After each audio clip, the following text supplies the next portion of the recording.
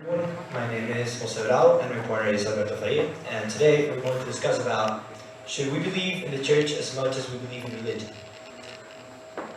For a brief introduction, we want to build the environment for the audience. Okay, we want to clarify clarify the premise that we're not really focusing on whether this is a religious debate or not, or on whether you believe in God or not. We're going to target if the religion and the Catholic Church nowadays is positive for humanity, and we're not going to dwell deeply into what could be religious debate. We're just going to target the church religious anthropologistically, and not really as whether it's a religious debate or not. So what the main points we're going to focus on are contradictions between the Bible and the Catholic Church, discrimination of the Catholic Church, corruption and scandals of the Catholic Church, and finally the legacy of the Catholic Church. In the end, a couple of closing statements. Well, hello. And quite a topic, right? Should we believe in the church as much as we believe in religion? Quite a position I'm placing you all. After all, since the moment we were born, we've heard from our families, our friends, from our teachers at school or priests at Mass, how the church is the foundation of our faith. It is the establishment of what we believe and what our religion is. After all, they were the ones who spread our religion in the first place. They were the ones who taught us. They are the ones who prepare priests and ordain them and send them in their mission to spread the word of God around the world. It is then the ones who we place our faith for them to guide us in our path to heaven. But do I personally believe that we should believe in the church as much as we believe in religion? No, I don't.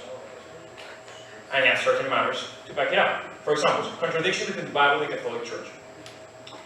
What do I mean with contradictions? Right now I'm talking about how the church is against the Bible or that kind of stuff. But how the Bible has some passages that go directly against some of the postures or beliefs or the main pillars of what our religion today is. And even though those are not mentioned in the Bible, we as Catholics, as believers, are taught there are. And we are following those beliefs as if they were from the scriptures, in which the church recognizes that it is what is most holy for all of us. So, because of matters of time, we're going to just do a couple. Isaiah 43. Confess your sins to God because only God can forgive them. This was a reply Jesus gave to his apostles. And the meaning is quite clear. How you can only confess your sins to God. In the church, there has never been mentioned. No, in the church right now, the position is that we, as followers, must go to a priest, and him, in the name of God, may forgive our sins, which is different from what the Bible says. Now, Hebrews 7-27. Christ committed his sacrifice on the cross once and for all. Well, what do we mean with this? It's quite simple. In Mass, we were told since children that every time the priest raises the bread and the wine, it is because it's a transubstantiation process. It's the flesh and the blood of God, of Jesus.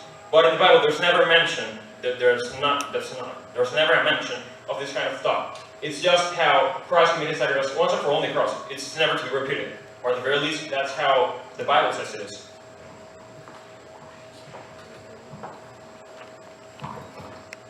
So yeah, a couple of metaphors were really twisted and seen as a literal form of expression. Of course they do not make sense. But if you analyze it in the way the church has been analyzing it over the past 2,000 years, of course they do make sense. Confess your sins to God because only God can forgive them. We all know that in the moment you are in the sacrament of confession, you confess your sins to God through a priest. That priest is not there to judge you, but to guide you. The conversation is happening internally and directly to God. It is not something to be taken literal, and this is the only way the church has been explaining it in the past 2,000 years. You connect to God through something. Why? Because you're not the one that's the most prepared to do so.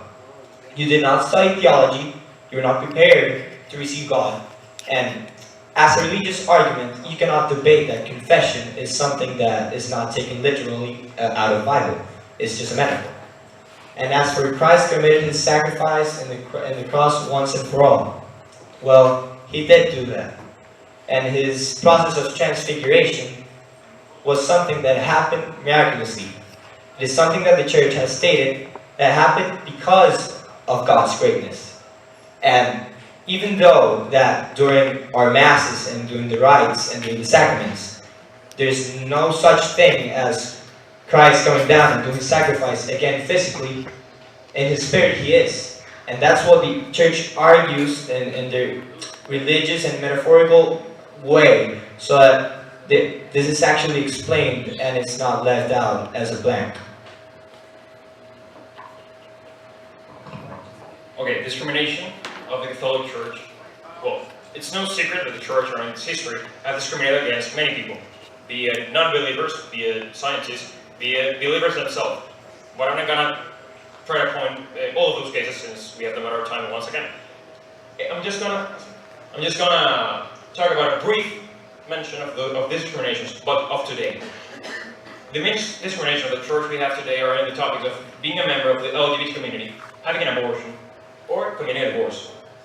These acts, in just over recent years, were sentenced with an immediate excommunication of the church, meaning you were no longer part of it. You did no longer have the right to go and have communion.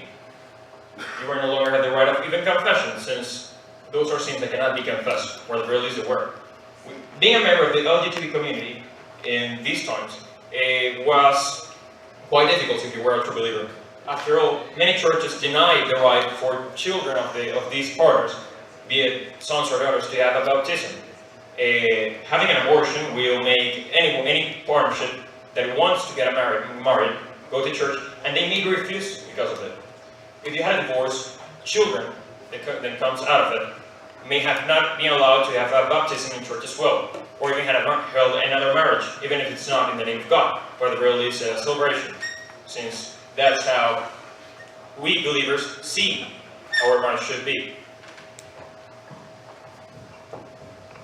Okay, for this type of argument, what I want to explain is that society was the one who actually ended with this prejudice, okay? You must understand that the church is also evolving, such as society has. You cannot expect the church to go through sudden changes and begin accepting all the things that society wasn't accepting until this last couple of centuries. I mean, 300 years ago, it didn't matter whether you were part of the church or not, you were going to discriminate gay people. And that's something that happens, and that's something that happened. I mean, nowadays, there's several particular individuals that are not part of the church, that belong to this particular community, that have helped the church. One example, billionaire philanthropist Robert W. Wilson.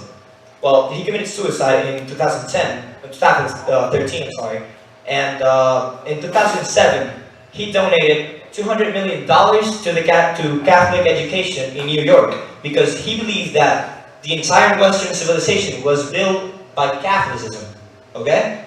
And he is both gay and an atheist. Well, he was. As for abortion and divorce, you're nobody to deny the right of life to an individual. If you began conception, there is no such thing as an abortion that is ethically built up, and there's a lot of ways to avoid that. For example, I think it was 2 years ago that ICC members were beginning to walk into where the nuns live, and they were raping them. Okay. And what happened was that the great mother of where the nuns lived was giving them preconception pills, okay, to avoid that.